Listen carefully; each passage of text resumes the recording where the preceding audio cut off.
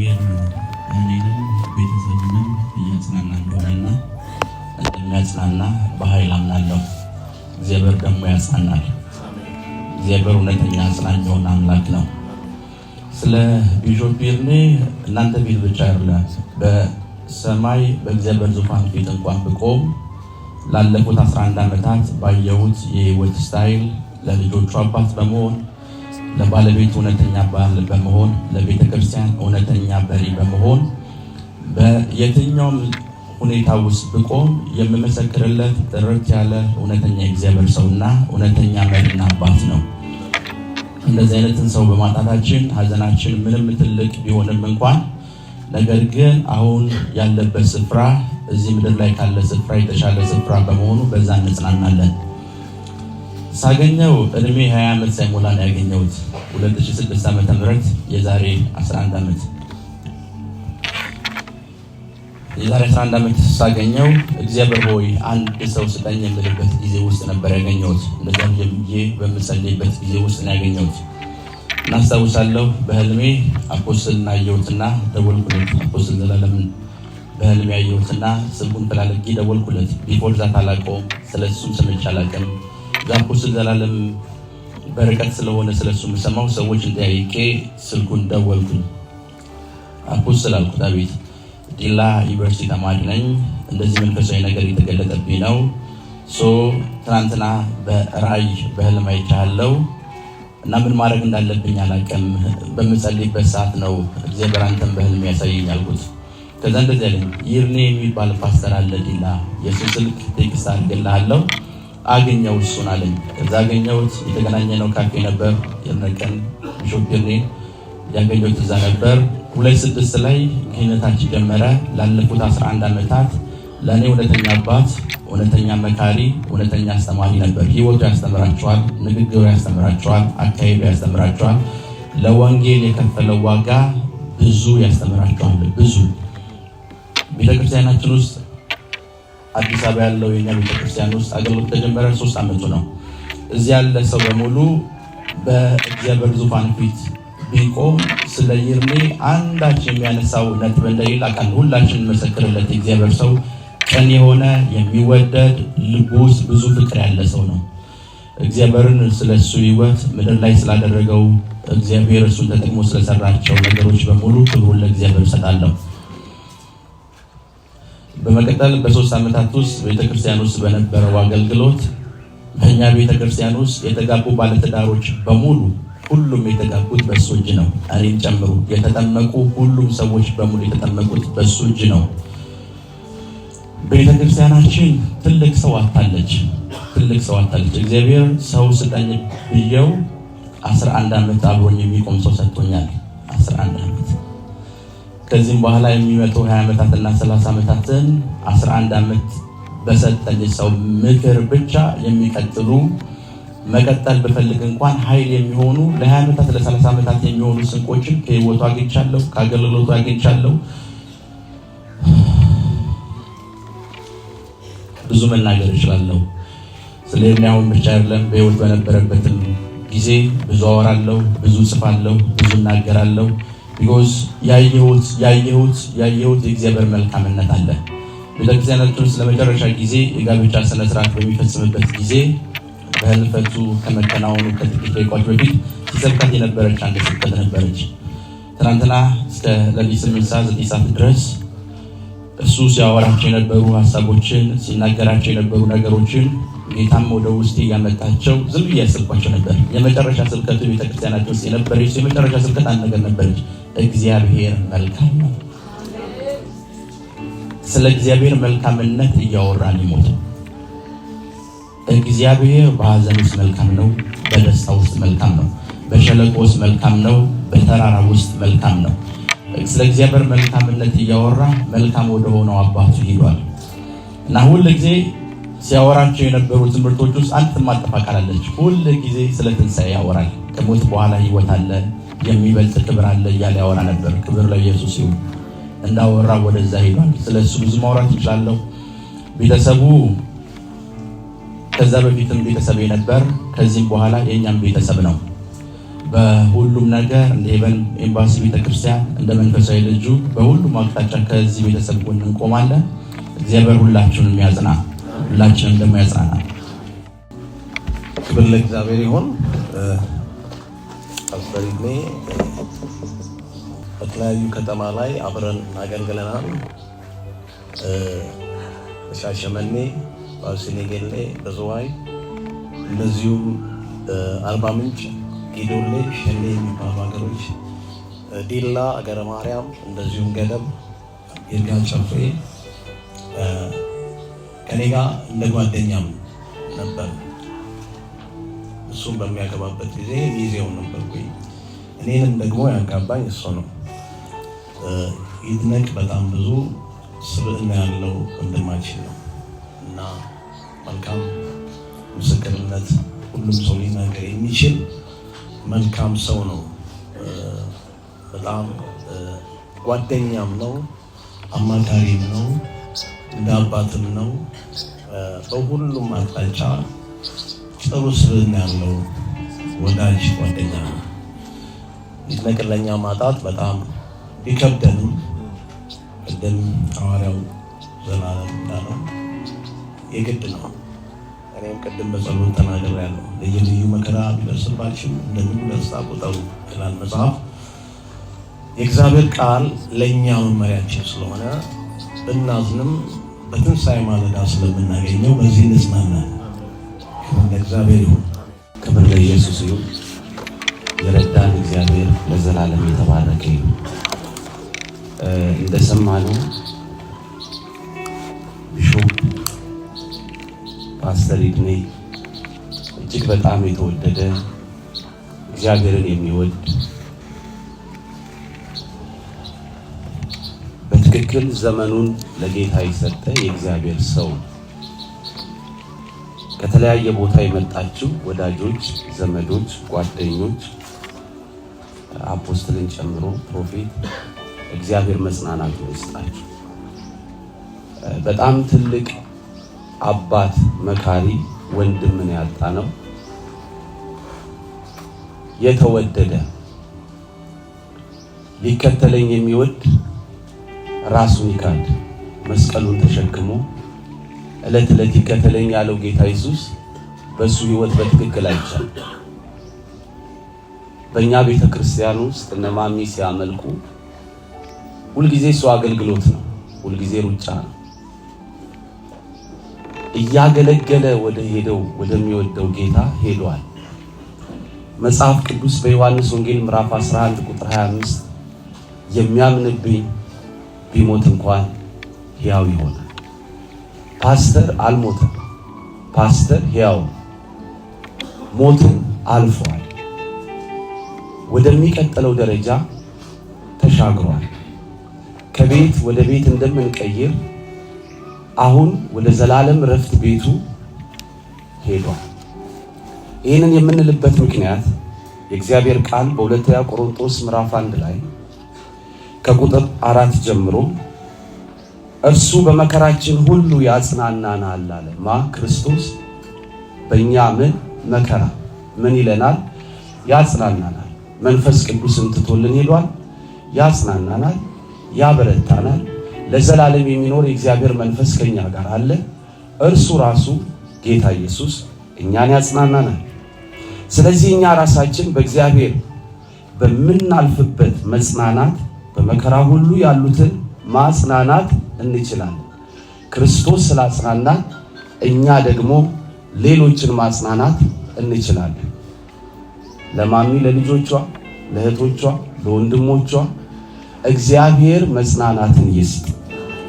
እግዚአብሔር ያጽናናቸው። ቅድም ወንድሟ አንድ ትልቅ የእግዚአብሔርን ነገር ተናግሯል። እንደረኛ ለመንጋው በእውነት ትክክለኛ ሆነን እንድናልፍ ምክርም ጭምር ሰጥቶናል። ጌታ ኢየሱስ በአገልግሎት ውስጥ ከኛ የሚፈልገው አንድ ነገር አለ፣ መንጋውን የመጠበቅ የመንከባከብ ግዴታ። ይህንን በፓስተር ይድኔ ሕይወት በእውነት አይተናል። ባወቅኩት ጥቂት ዓመታቶች ውስጥ ምክር ስፈልግ ደወልኩለት። በምንመራው ቤተክርስቲያን ውስጥ ምን ማድረግ አለብኝ ብዬ ደወልኩለት። አላመነታም። ከ3 ደቂቃ በኋላ ያለበት ድረስ እመጣለሁ። መከረኝ። ትልቅ አባት ነው ያጣነው፣ ግን ይድኔ አልሞተም። ይድኔ በሕይወት አለ። የሚያምንብኝ ቢሞት እንኳን ሕያው ይሆናል ያለን ጌታ። በምድር የሰው ዕድሜ የተገደበ እንደሆነ መጽሐፍ ቅዱስ ይነግረናል። ግን ይህንን ገደብ ጌታ ኢየሱስ ክርስቶስ ሰብሮታል። አጭር ቃል ወደ እናንተ አመጣለሁ። በምድር አለን ኢዮብ መጽሐፍ ላይ ሲናገር ምዕራፍ 14 ቁጥር 5 ላይ የሰው ዕድሜ የተወሰነ ነው፣ የወሩም ቁጥር በአንተ ዘንድ ነው፣ እርሱም ሊተላለፈው የማይቻለውን ዳርቻ አደረክለት። የሰው ዕድሜ መጽሐፍ ሲናገር የተወሰነ ነው፣ ልናልፍ አንችልም። ፓስተር እያገለገለ ሩጫውን ጨርሶ እንደሄደ የሰው ዕድሜ የተወሰነ ነው። የወሩ እንኳን ቁጥር ባንተ ዘንድ ነዋል። የወር ቁጥር እኛ ዓመት ቆጥረን ልደታችንን እንደምናከብርና ይሄን ያህል ዓመት አሆነኝ እንደምንል የሰው ዕድሜ በእግዚአብሔር ዘንድ የተቆጠረ ነው። የወሯ ቁጥር በእግዚአብሔር ዘንድ የተመዘገበች ናት። ለዚህ ነው መጽሐፍ ኢዮብ ላይ 14:5 ላይ የሰው ዕድሜ የተወሰነ ነው፣ የወሩን ቁጥር ባንተ ዘንድ ነው፣ እርሱም ሊተላለፈው የማይቻለውን ምን አደረክለት? ዳርቻ አደረክለት።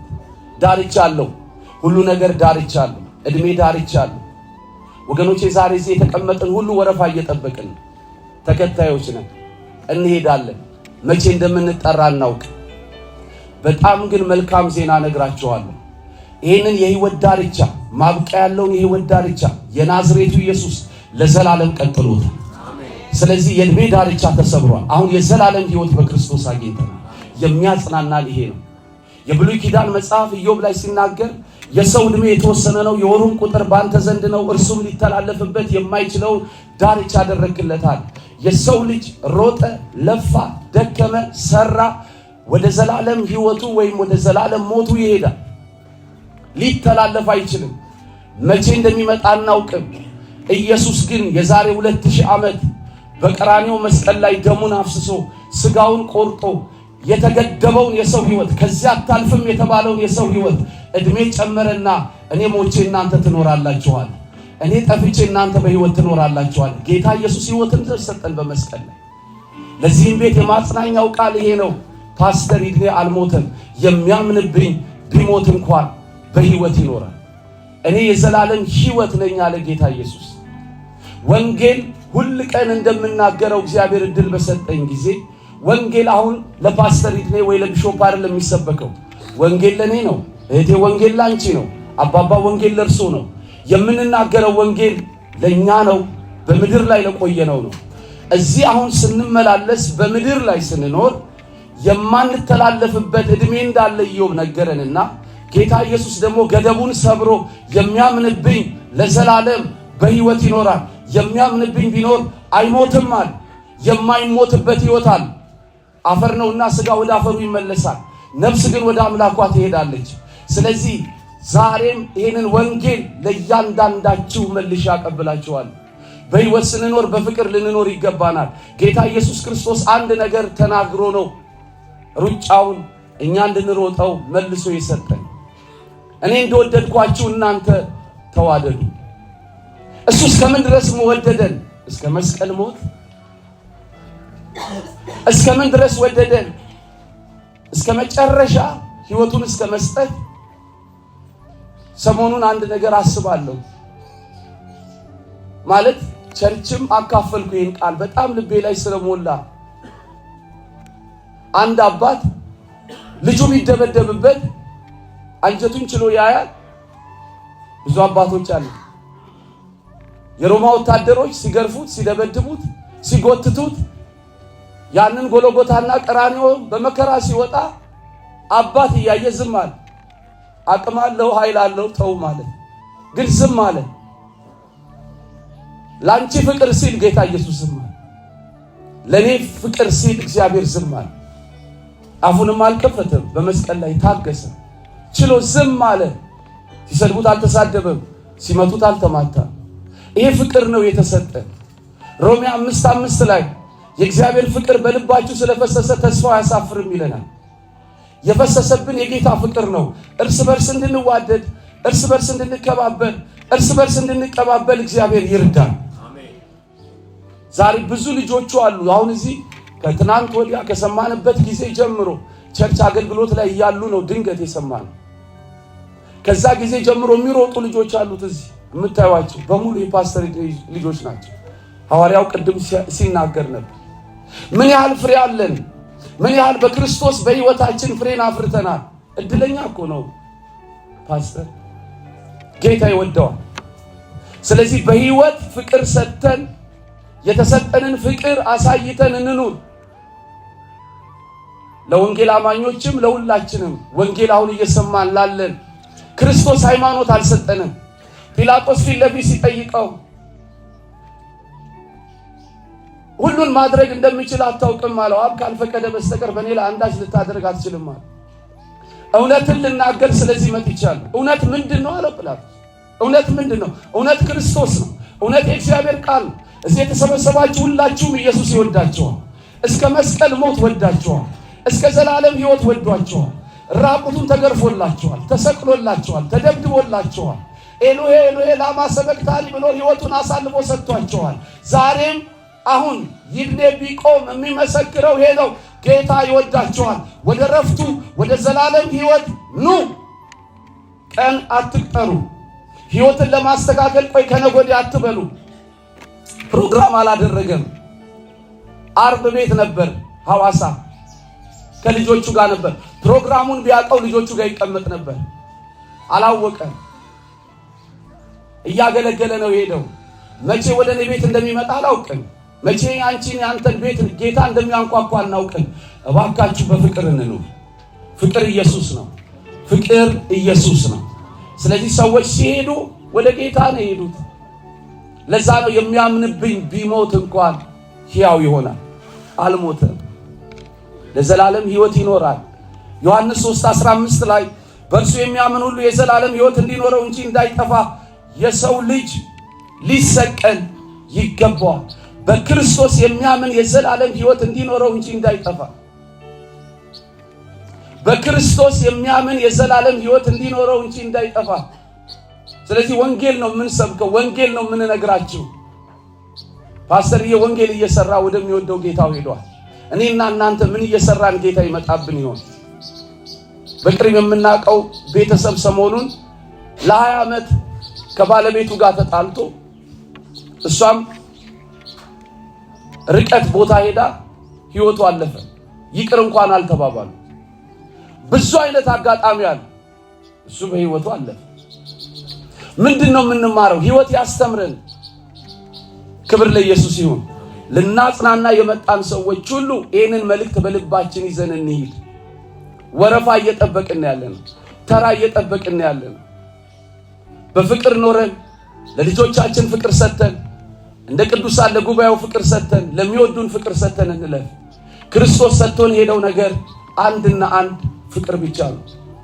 በሱ የሚያምን የዘላለም ሕይወት እንዲኖረው እንጂ እንዳይጠፋ እግዚአብሔር አንድያ ልጁን እስከሚሰጥ ድረስ ዓለሙን ወዷል። እኔን የወደደኝ አንተን የወደደ እህቴ አንቺን የወደደሽ በዘላለም ፍቅር ነው፣ በማይጠፋ ፍቅር ነው። ዛሬም ይህንን ወንጌል ነው የምንነግራችሁ። እዚህ ያሉ እግዚአብሔር ሰዎችም ዘመናቸውን ሰጥተው የሚያገለግሉት ለዚህ ወንጌል ነው፣ ለዚህ እውነት ነው። ኢየሱስ ይወዳችኋል። ማራናታ፣ ኢየሱስ ይመጣል። በክብር የሄደው ጌታ በክብር ተመልሶ በአምባ ፈረስ ላይ ሆኖ እልፍ አላፋት መላእክቶች አጅበውት ኢየሱስ ይመጣል። የምንወደው ሙሽራው ሙሽራይቷን ሊወስድ ይመጣል። ቤተ ክርስቲያንን ሊወስድ ይመጣል። በአየር ሊወስደን ይመጣል። ኢየሱስ ለዘላለም ጌታ ነው።